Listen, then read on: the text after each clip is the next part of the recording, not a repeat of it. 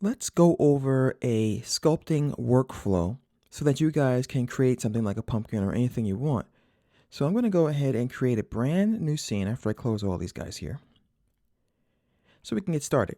Now, when I made the pumpkin, I chose to use a sphere. I figured that would be the most logical starting point.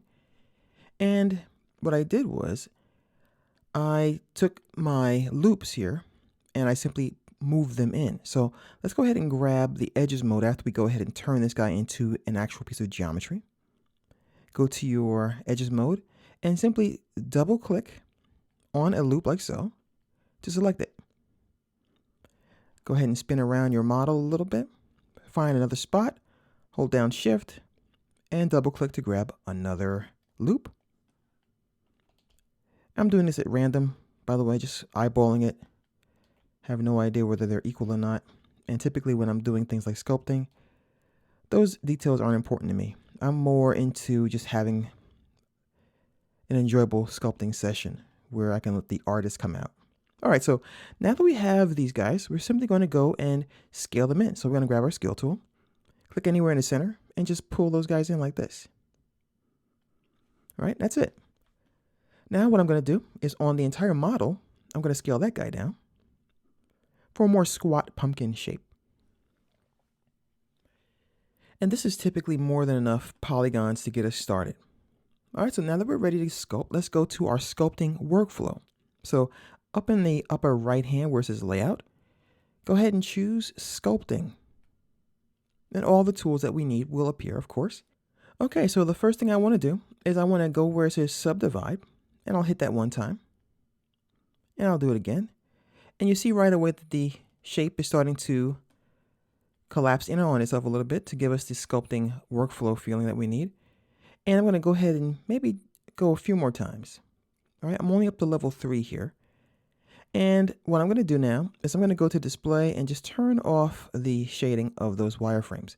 Very distracting when you're sculpting.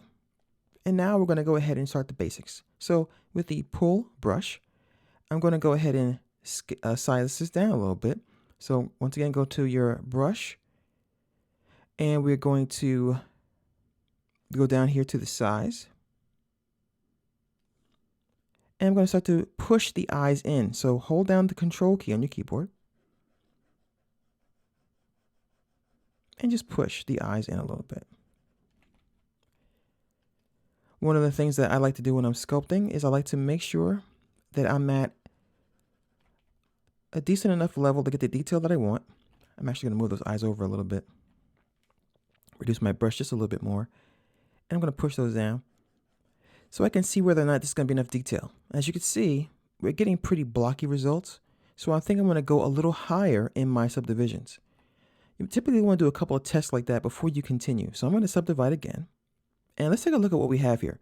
We have 70,000 polygons, which is not a lot. The pumpkin that I just showed you had about 4 million polygons or something like that. This is how much memory it's taking to create this object or use. And this is the current level, which all corresponds right here and up here. Here's all the information we need. So once again, I'm going to go ahead and hold down the control. And that's looking a lot smoother. I'm going to go ahead and subdivide one more time.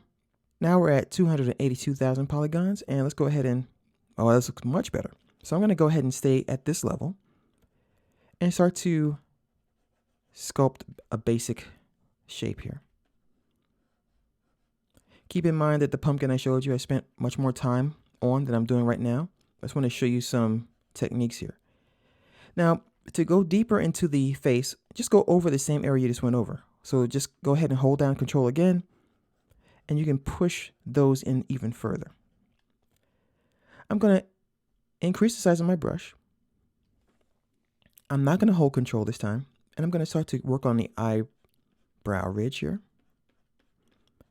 because all my pumpkins are angry.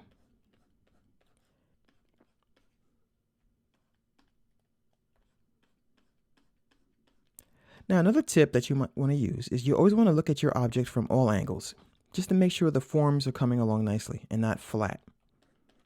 Once again, keep in mind that this is not going to be pretty because I'm going pretty fast. And as you see here, it's starting to look a little bit busted up here. So we need to smooth that out. And the shortcut is to hold down the shift key on the keyboard.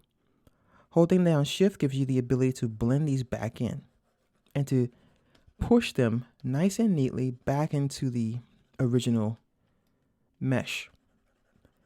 And you're going to find yourself doing that a lot. You know, you're going to push things out. For example, I'm giving some puffy eyes under here and smooth it back in a little bit. Now, not always will you be doing the smooth tool, of course, because sometimes you want deep ridges and stuff like that you create with things like the knife tool. So I'm going to go ahead and smooth this out a little bit more. I'll go ahead and reduce the size of my brush again, and I'm going to hold down Control and start to push out that nose, or push it in. Making sure to not have symmetrical appearances here. I like to make sure that everything looks organic, so I avoid symmetry. Once again, I'm going to hold down Control, and I'm going to push in a smirk or a little mad little face here. All right, like so. We're going to go ahead and use a bigger brush, and we give him some puffy cheeks.